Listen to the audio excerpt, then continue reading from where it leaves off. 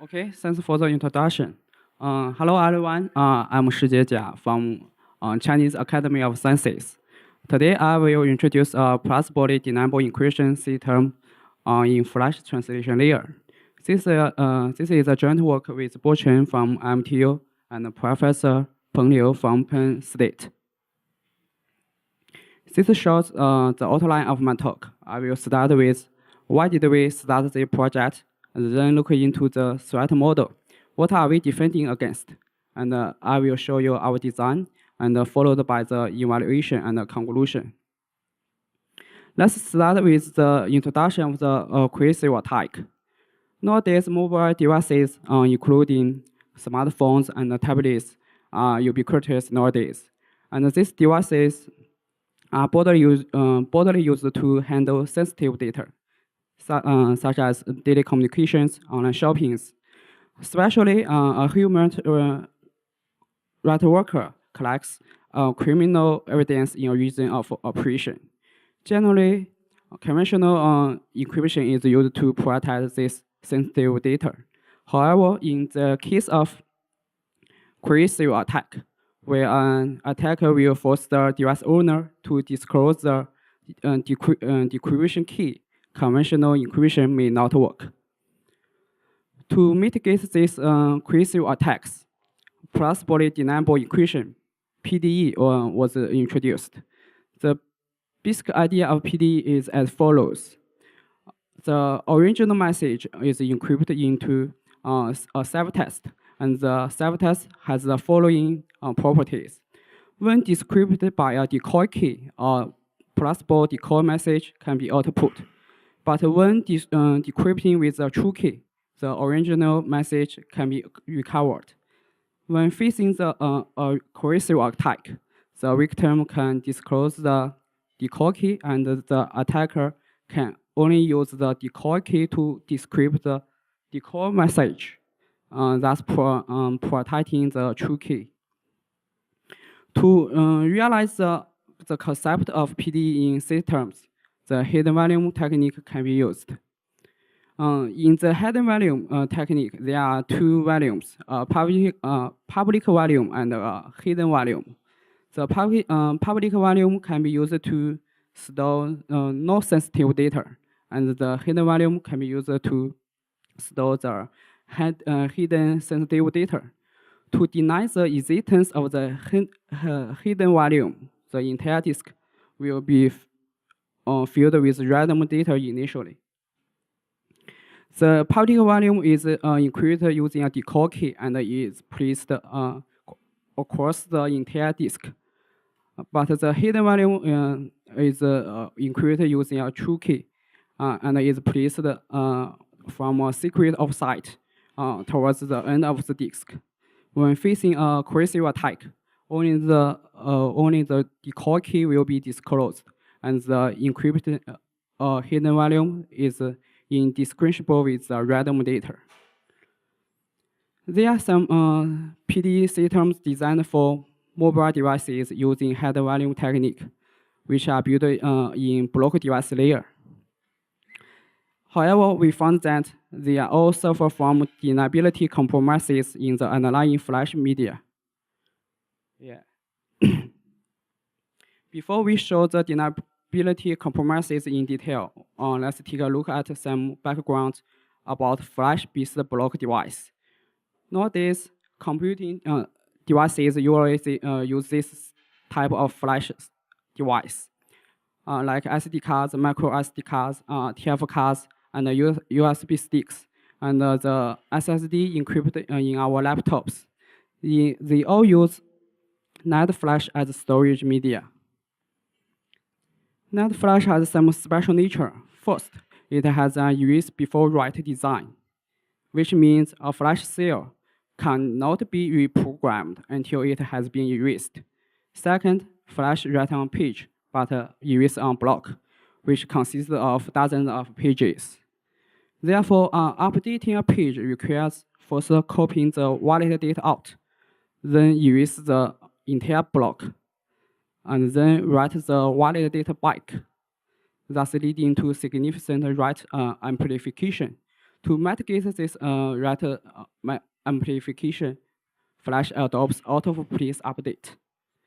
Third, each block has a finite number of program erase cycles.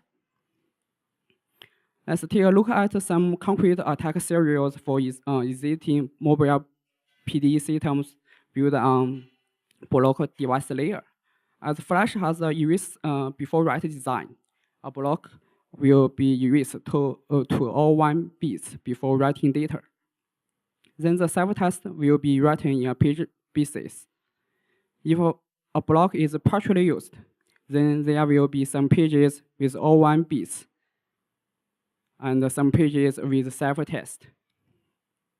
If the attacker obtains this kind of block, he will know this block has been used to store user data, and definitely all these self-tests should be decrypted by the key disclosed by the owner.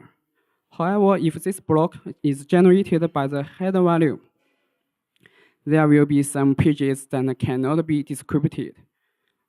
Then the attacker may suspect the existence of the header value, compromising the deniability.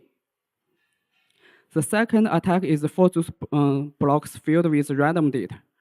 If there is no header value, the adversary should only obtain 2 types of decryption outcomes. First, all the data can be decrypted using the decode key. Second, all the data cannot be decrypted using the decode key, since they are random noise. However, if the attacker identifies a block in which a few pages can be decrypted and the other pages cannot be due to being shared by public and hidden value, then it can suspect the existence of deniability. There are some other attacks. For example, identical random data, which cannot be decrypted. It will be an indication of deniability, but I don't have time to give more details. Please refer to my paper for more attacks. Now we can summarize why these attacks, summarize why these block-based PDE systems suffer from deniability compromises. First, they are built on the block device layer, and they which can only allow them to access the Flash media by a block-based access interface. They can't access the net Flash directly. Second, they neglect the special nature of Flash, leading to many unexpected traces of sensitive data due to handling the special nature of Flash. Okay, besides the PDE system built on top of block device, there is another PDE system built on top of Flash memory, namely DEFTL. However, it heavily relies on the special properties of YAF2 file system, which significantly limits its applications in mobile devices. Moreover, DEFTL disables active garbage collection in a low security level to avoid overwriting issues. This, however, opens a door for the attacker to compromise deniability. In practice, the most popular form of Flash storage is through Flash translation layer, which stays between the file system and the Flash memory. FTL mainly have 4 functionalities: address translation, the garbage collection, valuing, and bad block management. The address translation is to maintain the logical address of the file system and the physical address of Flash memory. Garbage collection is to reclaim the invalid pages due to out-of-place update. Valuing is to ensure programs and users are distributed evenly across blocks to prolong the lifetime of Flash. And the bad block management will take care of the bad block. Our objective of this work is summarized as follows. First, to eliminate the deniability compromises. All the deniability compromises in the Flash motivate us to move our PDE system from the block device layer to Flash. Second, to prevent the hidden sensitive data from being overwritten by the public data. Note that the public data doesn't know the existence of the hidden sensitive data. Third, we want to make sure our design is compatible with Flash, since it's the most popular form of Flash storage. Next, I will briefly introduce our threat model. We consider a mobile device which use Flash-based block device as a storage media. Our adversary is a single snapshot adversary who can consist the device owner to disclose the key, and he is able to obtain a full snapshot of the storage medium one time. Now I'm ready to present our main design. Our basic ideas are as follows. First, to prevent the sensitive data from being leaked to a coercive adversary. DEFTL adopts a hidden volume technique, and we modify the functionalities provided by the FTL to ensure no deniability compromises exist in Flash. And second, to prevent hidden sensitive data from being overwritten by the public data, we modify garbage collection and block allocation in FTL, such that we can stealthily isolate the public and hidden value. Now let's take a look at our design details. Our design mainly include initialization, public mode, and hidden mode. During initialization, we first fill the entire flash with random data, and then we create a public volume and a hidden volume, respectively. The public volume is placed across the entire flash and encrypted with a decoy key. And a few flash blocks are used to create a hidden volume, which will be encrypted by the true key. In each volume, we create some metadata, such as mapping table, which maps the logical address from the block device to the physical address in Flash, and the dirty block table, which records the number of valid pages for each block belonging to this value. Now let's look at the public mode, which manages the public value. We modify the operations in the public value as follows. During mounting, with the decoy key of the public volume can be derived from a decoy password by a key derivation function. Note that as the public volume doesn't know the existence of the hidden volume, all the hidden volume blocks are treated as free blocks. For block allocation, when a new write arrives in the hidden volume, DEFTL allocates blocks from the head of free block pool. Note that the hidden volume will allocate blocks from the tail of the free blocks. This can mitigate the possibility that the hidden data, the public data, will overwrite the hidden data. Moreover, DEFTL will perform an active garbage collection to fill the reclaimed blocks to the head of free block pool to further reduce the possibility of overwriting. Okay, now take a look at the hidden mode, which manages the hidden volume. The hidden volume is used to store the sensitive data whose existence needs to be denied. The true key can be derived from the true password. During mounting, to avoid using public volume blocks, the dirty block table of the hidden volume only contains truly free blocks and hidden volume blocks. For block allocation, to avoid overwriting the public data, when a new write arrives, the FTL selects free blocks from the tail of the truly free block. Similarly, to ensure an enough number of truly free blocks, DFTL will perform an active garbage collection in the hidden mode, and the reclaimed block will fill to the tail of the truly free block. Moreover, DFTL will erase the reclaimed block immediately to avoid the deniability compromise from the identical random data. We also modify some other operations in the hidden mode, same as with the garbage collection. For byte block management, when a block is identified as byte, the DFTL will erase this block again immediately after the valid data has been reclaimed, avoiding the deniability compromise from identical random number. And during mounting, unmounting as some blocks has been allocated in the hidden value to prevent these blocks from being overwritten.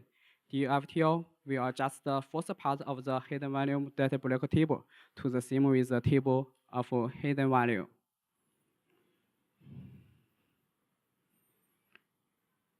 Okay, now let's take a look at our implementation and evaluation.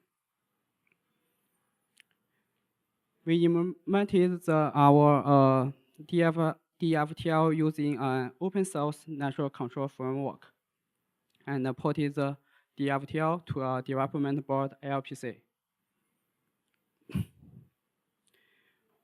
We perform evaluation between the default OpenFM and the public mode and the hidden mode of DFTL. Note that the computational power in a flash-based block device is limited. We perform encryption in the upper layer rather than in the FTL. By changing the garbage collection threshold, we can see that the reading throughput of both the public and hidden mode of DFTL are almost the same as the default OpenFM. This is because DFTL doesn't need to modify read operation to achieve deniability. For write operation, when the threshold is small, DFTL will slightly degrade in performance compared to OpenFM. However, when the threshold is increased, the performance will be improved due to the large number of available return blocks. We also evaluate the real-living effectiveness of DFTL and different real-living thresholds. We can see that when the threshold decreases, more blocks will be erased, and the erasers will be distributed more evenly among blocks. Our results show that DFTL definitely can achieve an acceptable real-living. Okay, now let me conclude my talk. We introduced the first set of concrete attacks on the existing PD system for mobile devices. And to avoid these attacks, we promote the first design that incorporates the deniability into FTL, and it can eliminate the deniability compromises present in Flash, and it can mitigate the overwrite issue of PD systems. We provide the security analysis and proof of concept implementation of DFTL. The evaluation shows that our DFTL can achieve deniability with a small additional overhead. Okay, that's all I have. Thank you.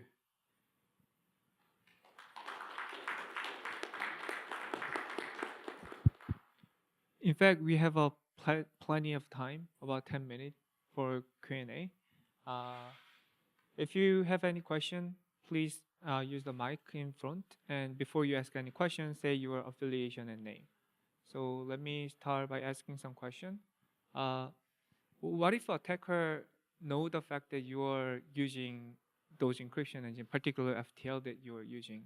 So is there any way I can enforce the victim to say?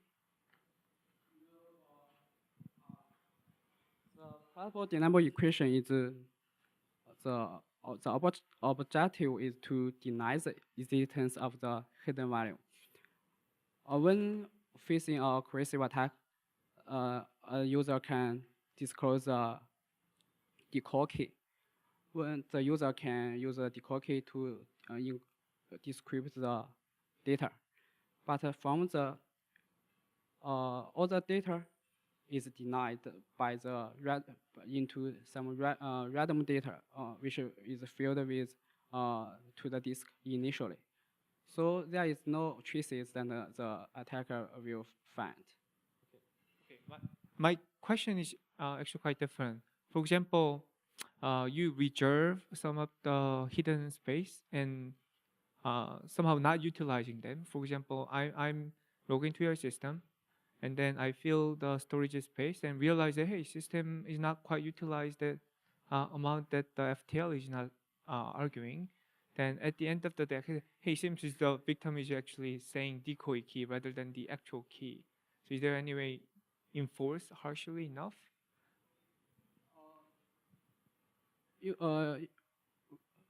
our DFTL, we can achieve that the data, the blocks used by the hidden value is also can be used in the public value.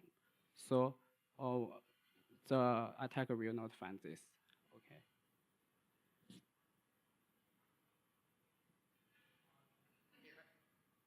I can keep asking question. uh, uh, okay, another question would be, so basically, for the end user, I bought the FTL, the SSD support your FTL. Have you thought about the actual interface? So how can I even switch it between the hidden mode when I'm using some normal operation? I want to use the hidden FTL, right? At FTL that was using the actual key instead of decoy key. But how could you switch it between the decoy or and the real world? That's a great question. In our system, we didn't store the key. We use the password to derive a key. So when to switch the model, we need to restart the system. Okay. Yeah.